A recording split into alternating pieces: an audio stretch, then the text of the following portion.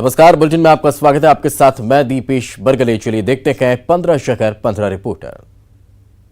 प्रदेश में बेरोजगारों के लिए गुड न्यूज है। राज्य सरकार की पहल पर प्रदेश में करोड़ों रुपए के निवेश को मंजूरी मिली है। मुख्यमंत्री कमलनाथ की नई दिल्ली में उद्योगपतियों के साथ हुई चर्चा में गारमेंट्स और टेक्सटाइल के क्षेत्र में निवेश के प्रस्तावों को हरी झंडी दी गई है। ट्राइडेंट कंपनी ने 3000 करोड़ रुपए का भोपाल में निवेश करने का भरोसा दिलाया है। इसके जरिए 10,000 लोगों को रोजगार मिलेगा। गोकुलदास एक्सपोर्ट भोपाल में 50 करोड़ का निवेश करेगी, जिसके जरिए 3000 लोगों को रोजगार मिलेगा।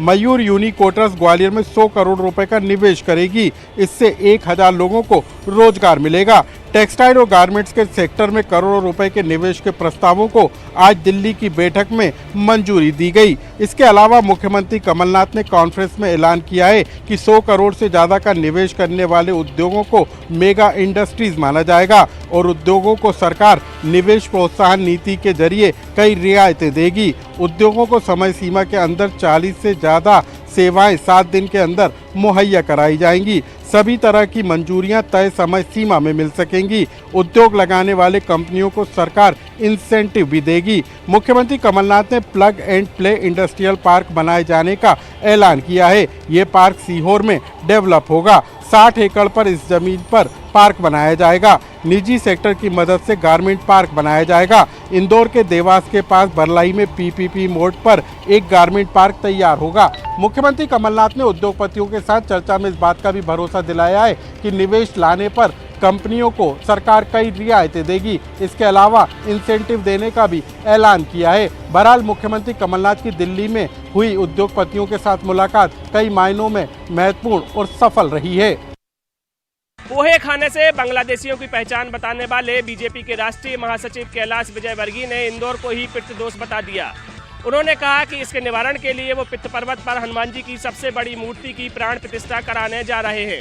इस दौरान उन्होंने कांग्रेस नेता राहुल गांधी के पुलवामा अटैक की बरसी पर किए ट्वीट का जवाब देते हुए कहा कि राहुल गांधी नादान हैं। वहीं आईफा अवार्ड को लेकर उन्होंने राज्य सरकार पर तंज कसते हुए कहा कि ऐसे आयोजनों का प्रदेश के विकास में कोई महत्व नहीं है। अशोकनगर में आयोजित एक कार्यक्रम में सिंधिया का दर्द सबके सामने आ गया। उन्होंने जनता को ही सबसे बड़ा भगवान बताया। कांग्रेस के राष्ट्रीय महासचिव ज्योतिराज सिंधिया ने पुलवामा शहीदों को श्रद्धांजलि दी।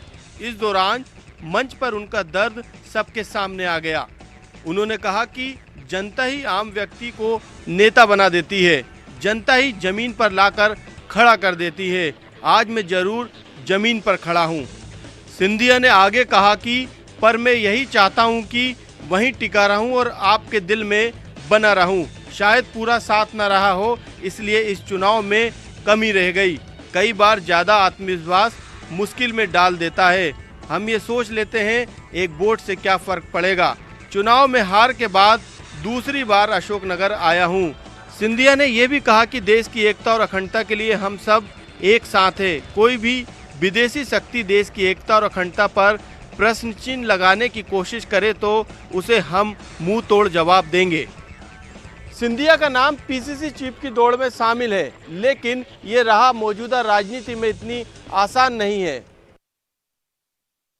2 साल के इंतजार के बाद इससे ही लोगों के लिए बाबड़िया कला रेलवे ओवरब्रिज की सौगात मिली है और लोकार्पण के साथ ही आप देख सकते हैं कि जो आम लोग हैं उनका आवागमन इस रेलवे ओवरब्रिज से शुरू हो चुका है। हालांकि लंबा इंतजार जरूर लोगों ने किया था इस ओवरब्रिज के शुरू होने के लिए, क्योंकि इसके नीचे जो रेलवे फाटक है जहां से लोग अक्सर जो इस होशंगाबाद रोड से उस तरफ दाना पानी यानी औरा मॉल की तरफ जाने के लिए जो रास्ता चुनते थे वो रेलवे फाटक की तरफ से चुनते थे और यहाँ से जो ट्रेनों की आवाजाही वो होती रहती थी। इस वजह से रुक रुक कर लोगों को जाना पड़ता है, यानी हर 10 मिनट के भीतर जो रेलवे फाटक है उसको बंद कर दिया जाता था। ऐसे में जब ये जो रेलवे ओवरब्रिज आज खोला गया है तो इसके खुलते ही साथ आप देख सकते हैं कि लोगों को कितनी ज़्यादा सहूलियत इस ओवरब्रिज के शुरू होने से मिल गई है, क्योंकि ये जो उस तरफ आप रास्ता देख रहे हैं होशंगाबाद रोड का है। होशंगाबाद रोड से अगर लोग यहाँ से इस रेलवे ओवरब्रिज को पकड़ते हैं तो यहाँ से सीधा जो दाना पानी है, दाना पानी की तरफ वहाँ से पहुँच सकते हैं, बाबड़िया कला पहुँच सकते हैं।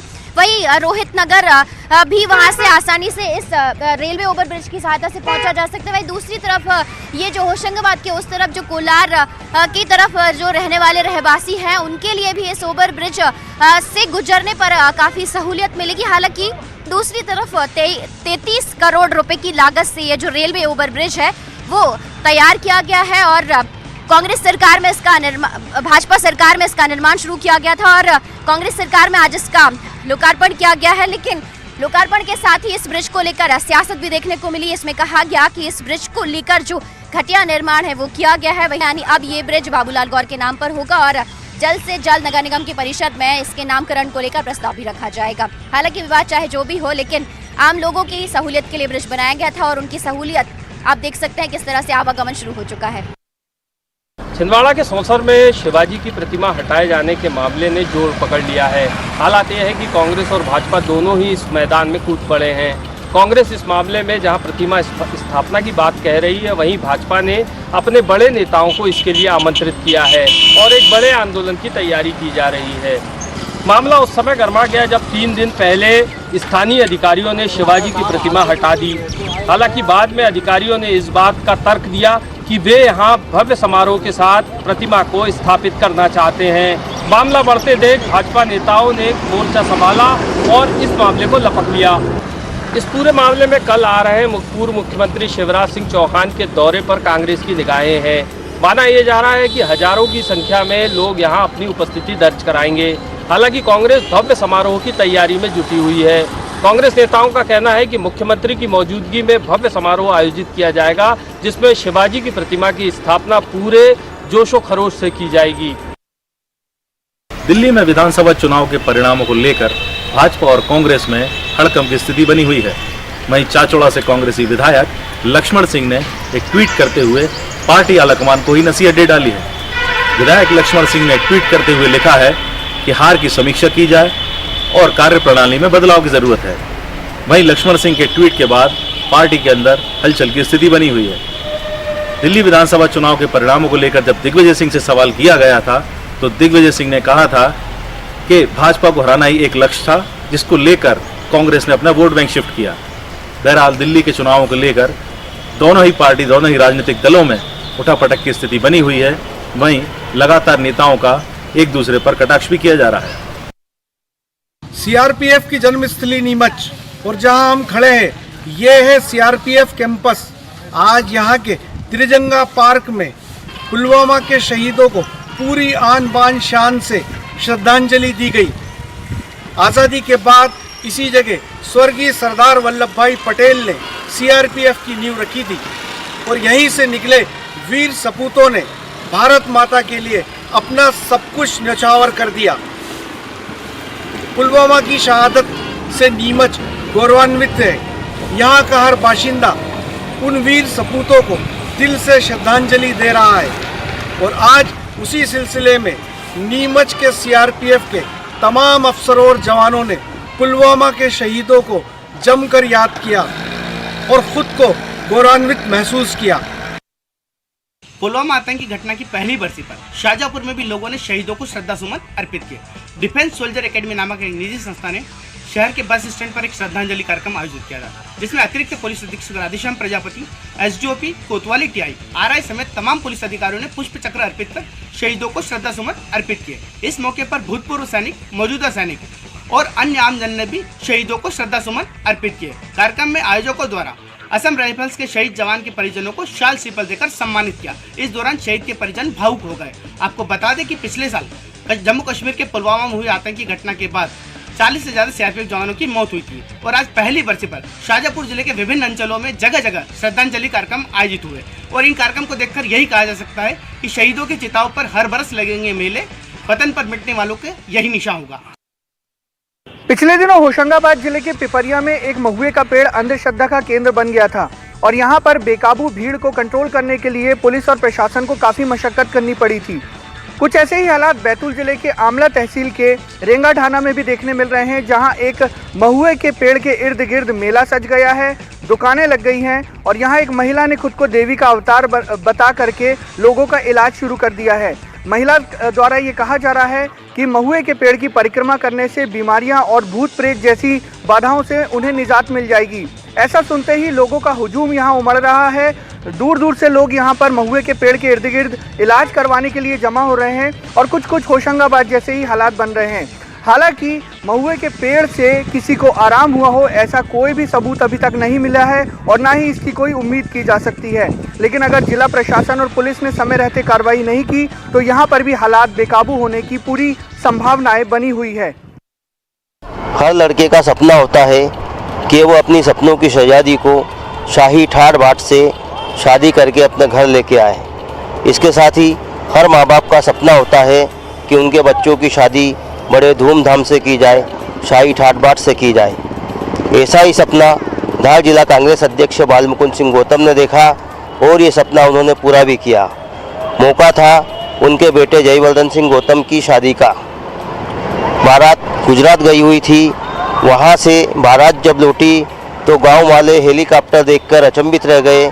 गांव में हेलीकॉप्टर आया, मौका था जयवर्धन सिंह गौतम अपनी सपनों की शहजादी को हेलीकॉप्टर में बिठाकर अपने गांव लेकर आए।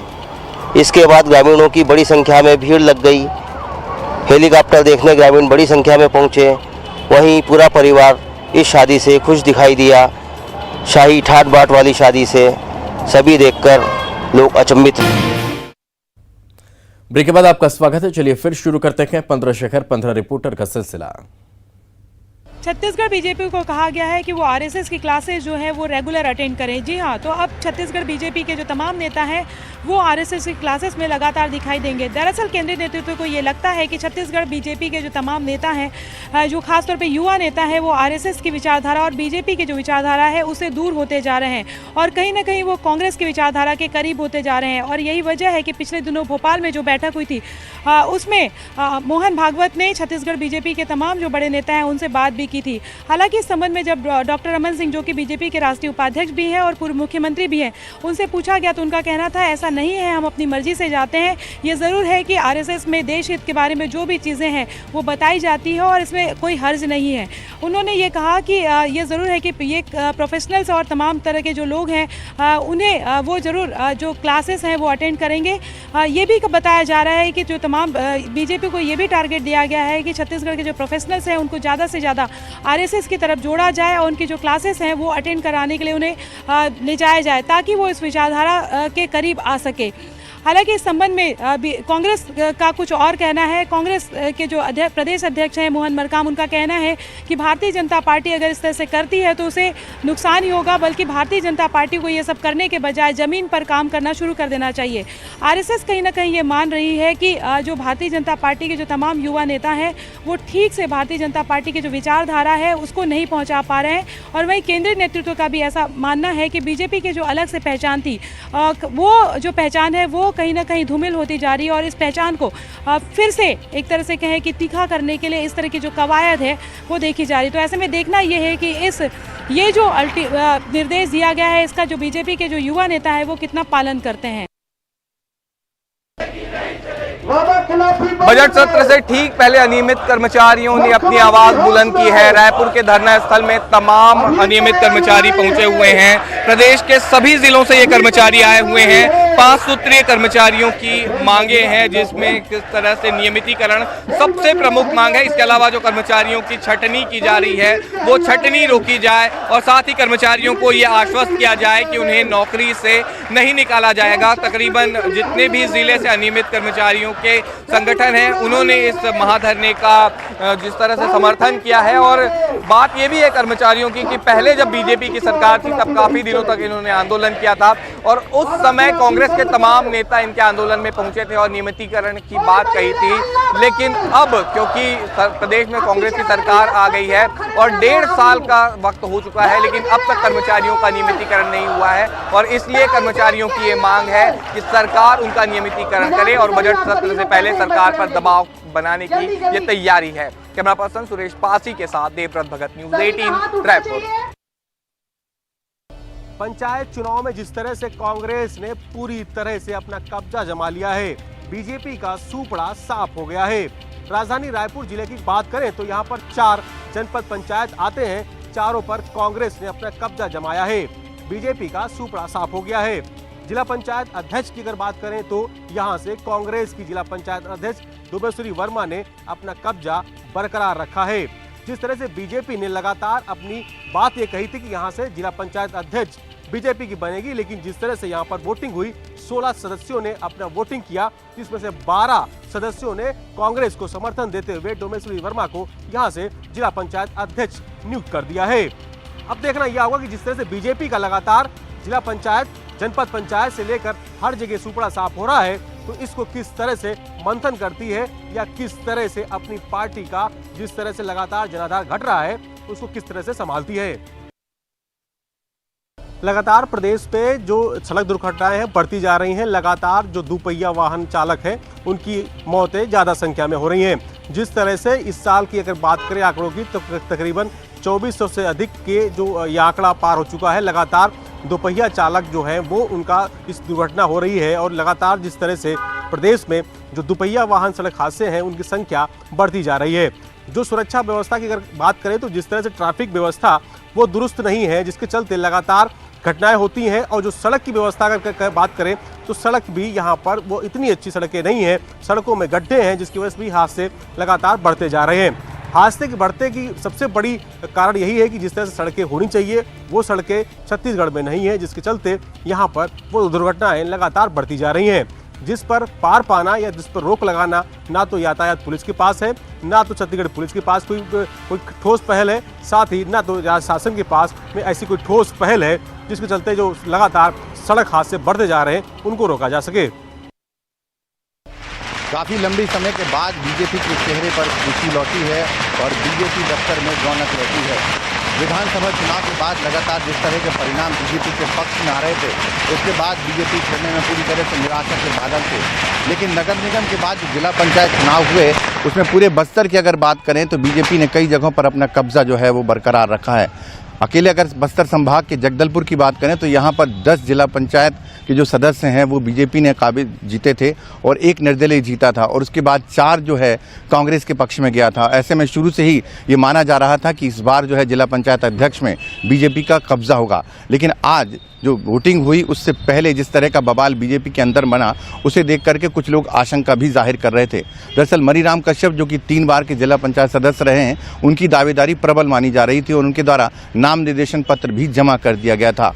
और चूंकि पूर्व सांसद दिनेश कश्यप की पत्नी वेदवती कश्यप को भी जिला पंचायत अध्यक्ष बनाने की कवायद जो है पार्टी स्तर पर जारी थी। ऐसे में 2 नामों के सामने आ जाने के बाद काफ़ी देर तक मनीराम कश्यप को जो है बीजेपी के आला नेताओं जो है समझाते रहे और उसके बाद में ये मामला उस समय समझौते के तौर पर सामने दिखाई दिया जब मनीराम कश्यप का नाम निर्देशन पत्र जो है वो त्रुटियों के कारण खारिज कर दिया गया और उसके बाद बीजेपी के लिए रास्ता साफ हो गया।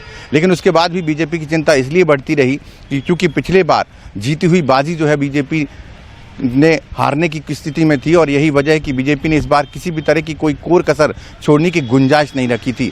हालांकि जितने भी जो जनपद सदस्य हैं जो वोटिंग करने के लिए आ रहे थे उन्हें हाईजैक करके कार में 3-3 लोगों की संख्या में लाया जा रहा था और इसके पीछे बीजेपी के लोग यही मान रहे थे कि क्योंकि कांग्रेस सत्ता में है और वो कुछ भी कर सकती है, यही अनजाना भय जो है वो बीजेपी को लगातार सता रहा था। लेकिन जब वोटिंग हुई और उसके बाद जो परिणाम आए उसमें बीजेपी के पक्ष में 11 यानी कोई भी क्रॉसिंग वोटिंग का खतरा जो जिसकी आशंका बीजेपी को लगातार सता रही थी वैसी कोई आशंका नहीं हुई। 11 वोट जो है बीजेपी को मिले और 4 वोट से कांग्रेस को संतोष करना पड़ा। और इसके बाद आखिरी में वेदवती कश्यप जो कि पूर्व सांसद दिनेश कश्यप की पत्नी है, उन्होंने जिला पंचायत की कुर्सी पर कब्जा जमा लिया है। अब जिला पंचायत उपाध्यक्ष के लिए कवायद होना है और उसके लिए माना जा रहा है कि बीजेपी भी इसी तरह की कोशिश जो है करेगी ताकि जिला पंचायत उपाध्यक्ष में भी बीजेपी का कब्जा हो सके। और इसी के साथ इस बुलेटिन में फिलहाल इतना ही। खबरें लगातार जारी हैं।